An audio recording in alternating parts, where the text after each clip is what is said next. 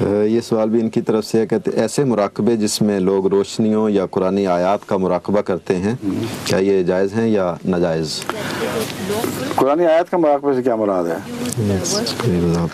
قرآنی آیت پڑھ کے بغیر سوچے سمجھے اس کو رٹ لگائے رکھو اور یہ مراقبہ میں چلے جاؤ، یہ محض ایک فرضی باتیں ہیں، اور نفسیاتی طور پر اپنے